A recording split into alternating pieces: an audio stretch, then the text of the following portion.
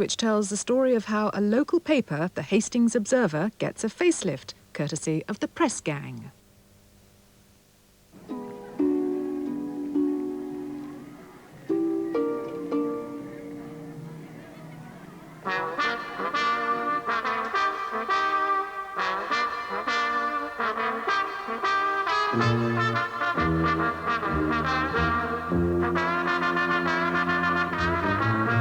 An immense amount goes on here.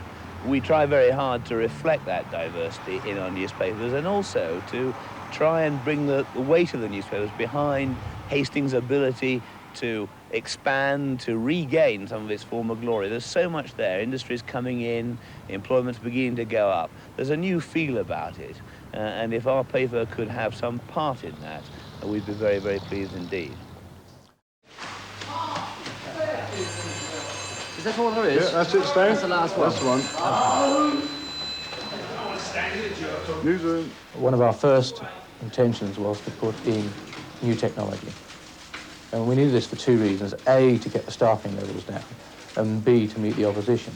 The opposition in Hastings was a free newspaper produced by new technology with all the benefits of clear printing, good pictures, the help for artwork, which you can get with phototypesetting.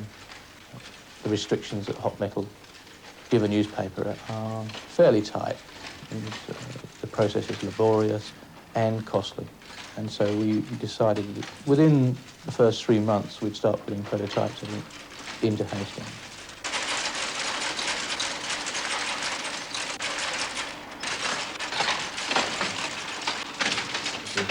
And there was a lot of bitter feeling from some of the older members, especially when they were saying, look, I've worked for F J Parsons as a hot metal comper or a lino-type operator for what, 30 years. Why the hell have I got to prove myself to a new employer? My role in this company is the FLC, to the people that don't know, is the shop steward. I look after the members that I've got on my floor, which consist of 40. I came into the printing industry 20 years ago. My brother came in first and I followed him in. There's a computer setup now. There's no trade as such, the trade's gone. It's paste up and all computers. If you can work on a computer, you're nearly saying you can do printing.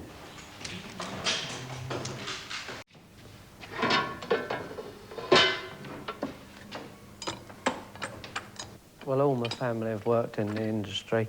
My dad, all his brothers, they've all worked here.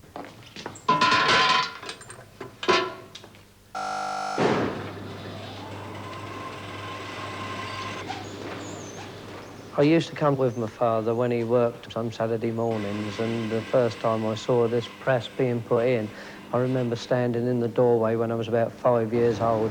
It was a hole in the ground with the basic structure down there. One of our machine minders, Peter Mitchell, has been here for about 26, 27 years, and we find it very strange to turn over to a new technology because he actually likes this press, and he'll feel very upset when this press is gradually wound down and eventually either sold or broken up. Letterpress printing in provincial newspapers is finished. All our competition is offset printing, and if we continue to print at this method, then we will lose advertising revenue, we will lose out in all aspects. We must progress on or we will be dead as a printing unit.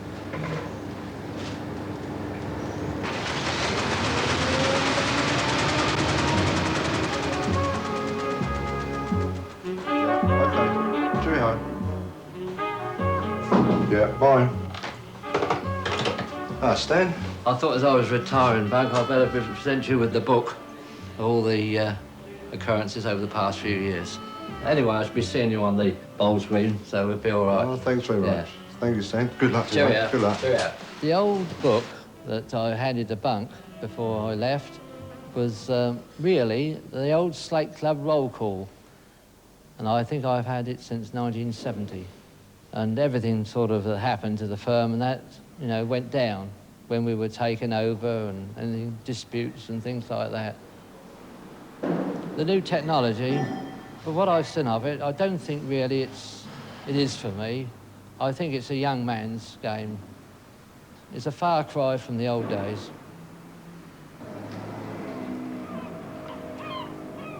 For me, and for one or two other people, I think, that knew the building as it was in the old days. It really is the end of an era.